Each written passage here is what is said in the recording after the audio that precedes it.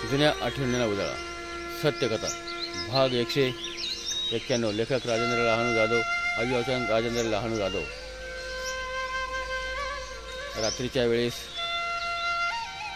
दोघे तिघे मित्र आम्ही असे एका ठिकाणी उभे होतो, असे बसलेलो होतो आणि सहजच विचार झाला तर आता काय करावे. काही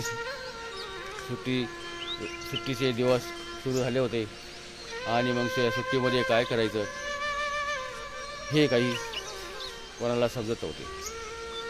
आणि एक दिवस सर्वांनीच विचार केला, आपण कुठेतरी फिरायला जाऊया. दोस्त लोक होती, दोस्त पोरं होती, सर्व दोस्त मित्रांनी विचार केला आणि आमचा एक विचार ठरला.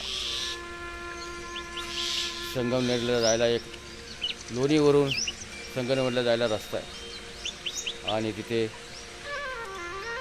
एक शंकराचं मंदिर निदर्नेश्वर म्हणून ते गावाचं नाव आहे आणि त्या ठिकाणी जायचं सर्वांनी ठरवलं.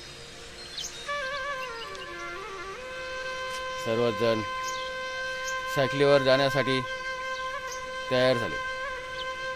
10-12 जण निमगाववाडीवरील, काही नांदुरकी ह्या ठिकाणची बरीचशी पोरं आम्ही एकत्रित जमा झालो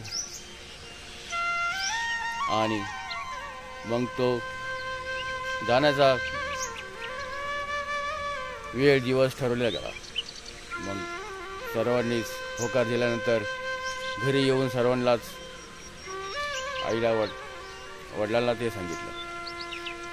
मग आईस अरे लांब आहे, एवढ्या लांब सायकलीवर जाणं तुला कसं जमेल वगैरे वगैरे बोलू लागली.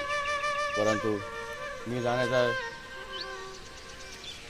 निश्चय केला होता आणि किती बरेच लांब जरी असेल सायकलीवर पोरं बराबर जाऊ शकतात हे असं मी आईला समजून सांगितलं. आणि सर्वच मुले मग आम्ही निदर्नेश्वरला निघालो. निदर्नेश्वरला इकडून मधूनच पाटाच्या बाजूने धोरळं, कोरळं, नांदुरकी, वाळकी अशा बाजूने आम्ही जाऊ लागलो.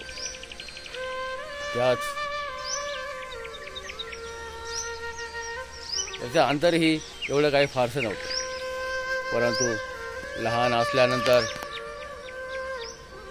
पोरांना ते फारच लांब वाटायचं.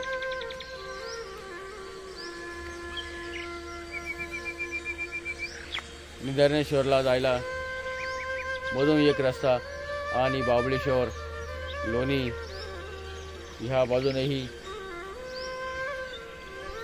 एक रस्ता होता.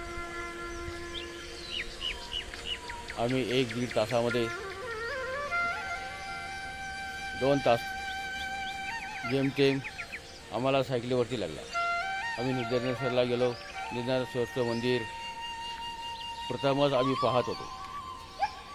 त्या डोंगरा माथ्यावरती निसर्गरम्य असं ते डोंगर आणि त्या ठिकाणी ते शिवशंकराचं मंदिर निदर्नेश्वर फार अचंबित करण्यासारखं होतं. यावरती थोडं जंगलासारखं भाग होता.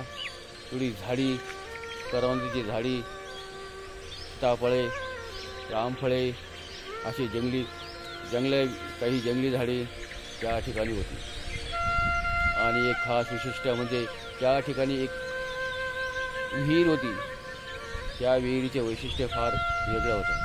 त्या मंदिरामध्येच एका बाजूला ती विहीर, ते शिवजीचं मंदिर, शंकराचं मंदिर, बसण्यासाठी केलेली सोय,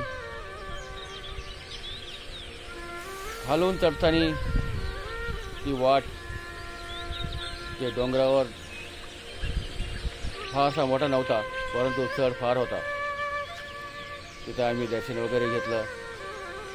राहिलेला भाग पुढील भागामध्ये मी तुम्हाला सांगेल.